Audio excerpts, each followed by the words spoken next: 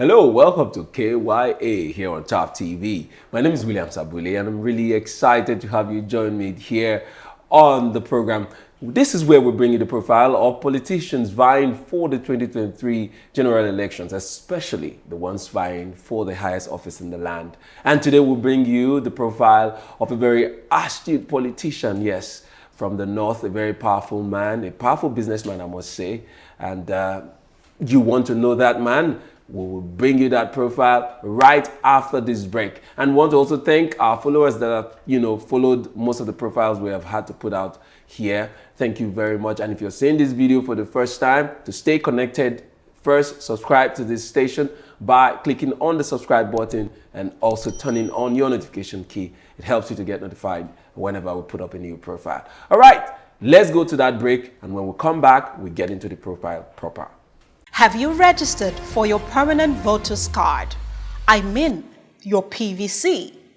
There is a Nigeria we all seek, a place where love, peace, security, and unity can reign supreme.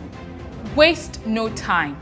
We want a country where peace and justice will be the order of the day. Unfortunately, there's a problem. One big challenge this generation has to solve. Our country cries for help every day. We need able and capable hands to lead and direct. These capable hands can be you. Have you gotten your PVC? Have you registered for the ongoing voting process? Don't say your vote does not count. Yes, it does.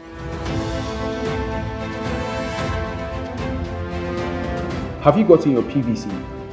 Your apathy towards Nigeria's electioneering process will further inhibit our collective growth and development as a nation. Your refusal to participate and engage will keep us at a standstill. So be intentional. I have my PVC.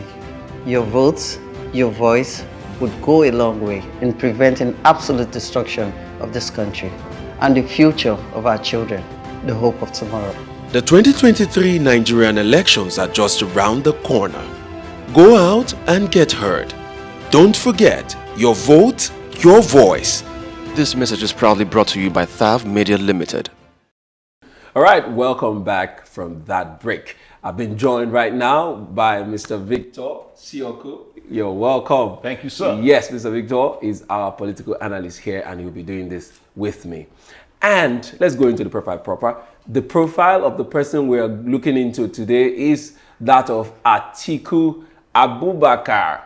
Yes, ATIKU ABUBAKAR. He was born ATIKU ABUBAKAR on the 25th of November 1946. So he's 75 years of age. His place of birth is Adamawa, Nigeria. He's a card-carrying member of the PDP, that's the People's Democratic Party. And his highest level of education is law diploma from the Ahmadu Bello University. Interesting, right? That he has a law, degree. Interesting one. All right, moving on. His occupation, he's a politician / businessman. Yes, we already know that. Very successful businessman, also politician. His religion is Muslim. He's a Muslim and his farm was bought by a group of persons. We don't know the group, but yes, he didn't buy the farm by himself. Now, back to Mr. Victor. What do you think of his identity card? Okay, 75 years old man. That's what people are clamoring that he's quite old or he's too old. Yeah, let's keep it straight. That he's too old to become the president of Nigeria. As you can see, he was just one notifying thing there is that he was born 30 days to Christmas. Okay, yeah, party PDP.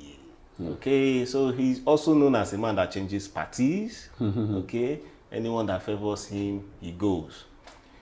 In the quest for power. Yeah, in the quest for power. Quest for power. And it's been noted that he has joined about 7 parties since 1993. He's been able to join like about 7 parties. He's a Muslim. Form status, but by a group. A group, same old thing. I just don't know why they would not go out there and buy the form themselves. Because they are capable. I mean, these are, money bags, if I must say. Sure. And another thing to note here is that he doesn't just have a law diploma, though. He also has a master's degree, which he got in 2021 from the UK. And as you can see, he has a good profile. Just the dent on the profile is age. All right, let's go into his portfolio. Yes, he was once the vice president of Nigeria from 1999 to 2007 during the presidency of Olusegun Obasanjo. Since the return to democracy, ABUBAKAR has contested in all elections. Yes, I'll repeat that again. Since the return to democracy, ABUBAKAR has contested in all elections. He has worked in customs, real estate, transport, and other businesses. Yes, Mr. Victor, what do you make of that? Yeah, I know we have divided opinions to his political side and his business side. But I really, really appreciate his little beginnings. If you have noticed, you find out that this man had it tough as a young man, as a young child, okay? Because while growing up, we got the report or the information that he actually was stopped from going to school by his father, who was a farmer and a trader. But the mom, the father was even jailed because of that, okay? But the mom was able to pay the fine and he was released. Then the mom also tried to make sure that he finished his academics, okay? But along the line, he got into customs, the customs service. And while as a customs officer, he met an Italian friend who gave him a business idea about container, doing logistics with the container. So they came together to form a company, Nicotes, Nigeria Container Services. Then from there, the company grew to the extent that it metamorphosized to Intels that we know. Intels is a major big player when it comes to oil and gas logistics. Very true. That aside, while also developing that part, while the infancy stage of the logistics part, he also invested in real estate. While he was doing the other side, he was also investing in real estate. He took a loan about 31,000 naira back in those days, and he was able to build a house. He sold that house. From there, from the proceeds, he built another one. He bought land. From there, he was just doing buying and selling. Before you know it, he developed his real estate business. Yeah. Other businesses, he also ventured into agriculture. But unfortunately for him, his first major investment in agriculture failed woefully. Wow. Yeah, but he's also back to it. Now he's now a bourgeoisie, so he can play with money. Yeah. So he still has farms that are run. Even he has a livestock feed company. So you find out that this man is a businessman. Okay, in as much as we also, the younger generation, okay, millennials and the Gen Z see him as this man is too old. But we should also acknowledge that this man was once a Gen Z. Okay, he was once a millennial. So yeah, back to the politics. Yes, unfortunately for him, he's been fighting and he's been investing so much to get to the seat of the president, becoming a president. Unfortunately for him, the Abraham Lincoln thing has refused to work for him. Okay, okay. Yeah, people see it as he's being desperate. Okay, that's for people to decide. Okay. As vice president of Nigeria, yeah, 8 years. 8 years, yeah. First time he had it was going well, not until the tail end of his first term. He had some blemishes with the then President Olusegun Obasanjo. Yeah. And somehow, they healed their wounds and he continued with the second term. But mind you, Olusegun Obasanjo wanted to become the third president, as in a third-term president, rather. Not until the Senate had to cancel that for him. But the issue with Olusegun also continued because he wanted to also have the seat. So, and if you check the records, you find out that due to his will, I will put will, some say desperation, due to his will, he's been moving from one party that will favor him to the other. Yeah. But I think that also is costing him the position because people see him as a desperate man. Yeah.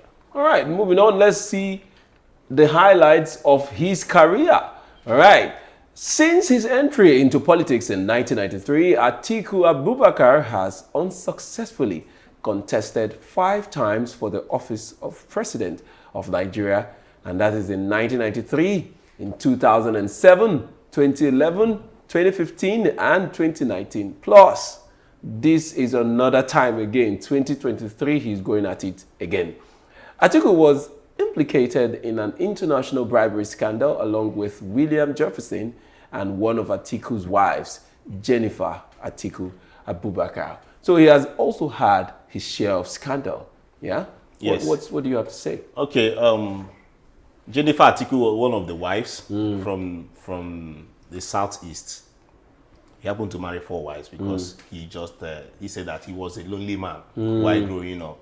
He lost his sister and he was just alone. Even the father died while he was still a young boy. Okay, so that aside, this particular scandal had to, it caused so much, will I say, family issues because the wife was also implicated. But that aside, I would also want Nigerians to remember the Halliburton scam. The Halliburton scam, whereby Halliburton is a US company. So officials from Halliburton bribed Nigerian officials. They said about 4 head of states, from reports from Premium Times, that 4 head of states were involved.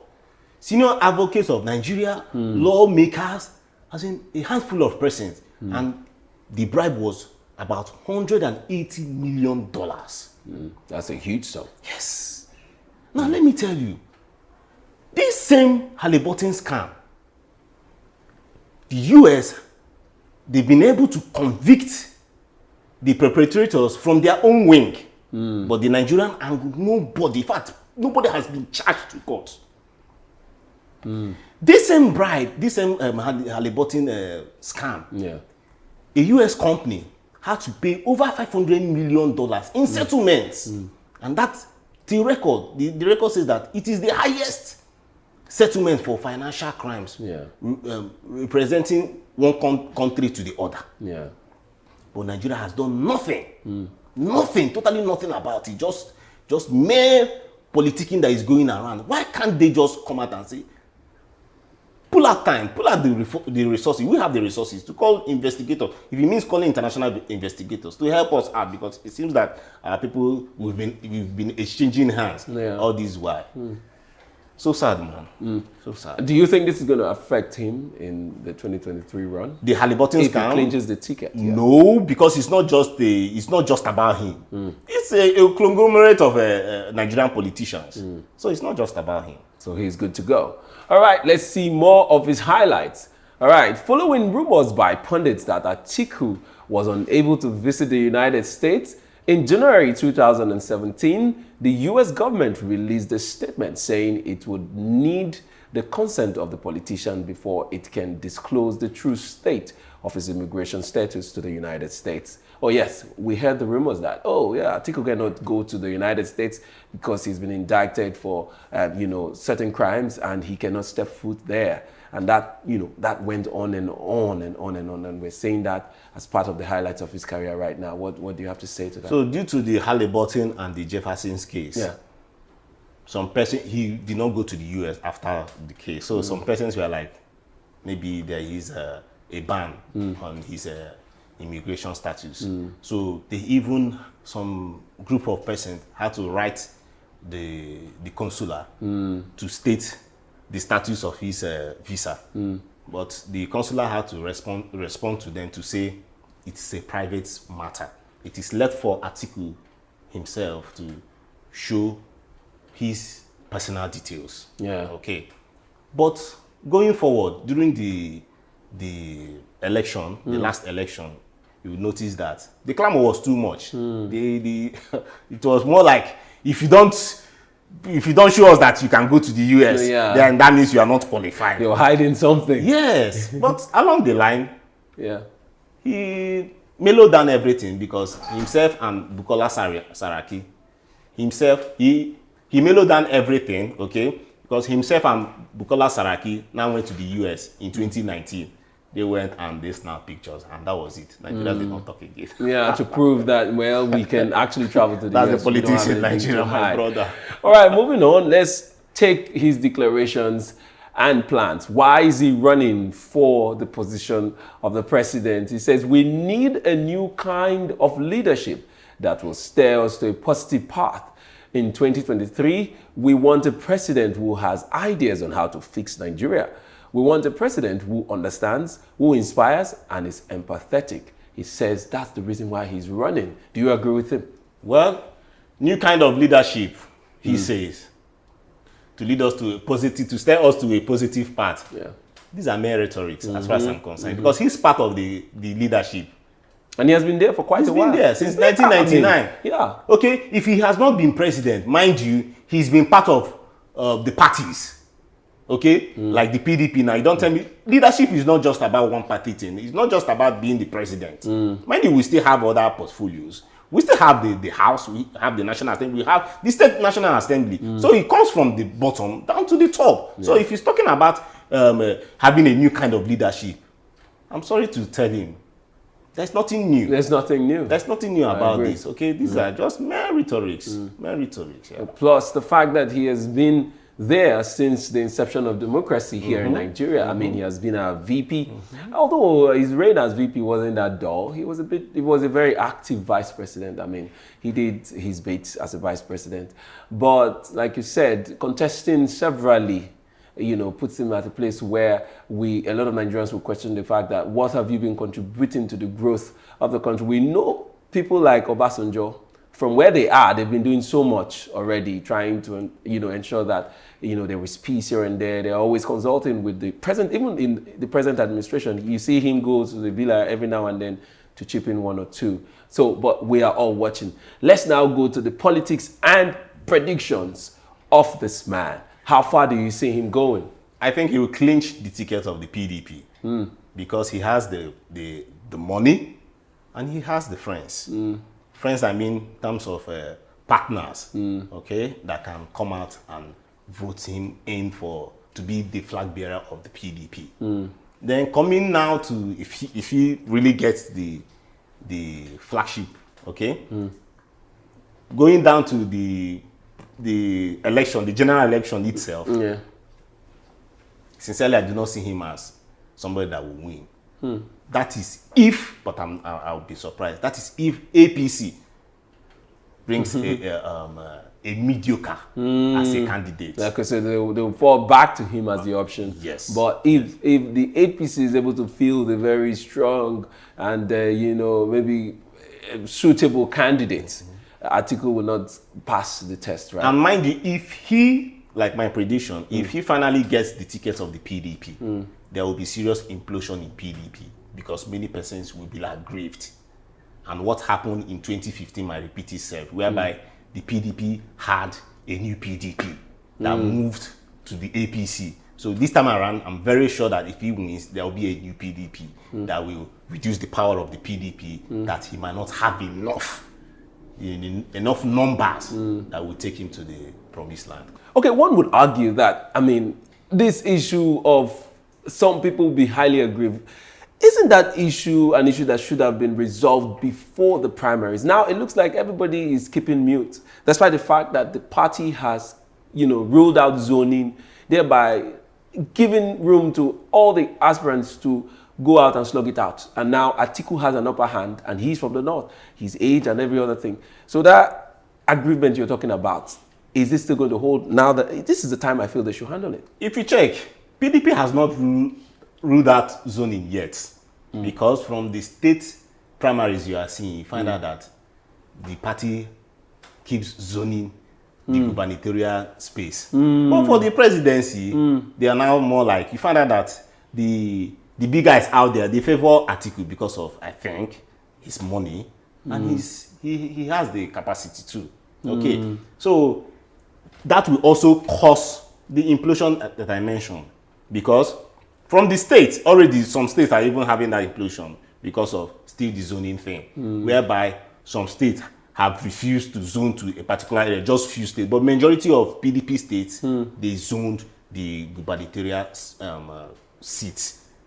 Okay, but that for the presidency, you cannot tell me that what you do for the state that you cannot do it for the presidency.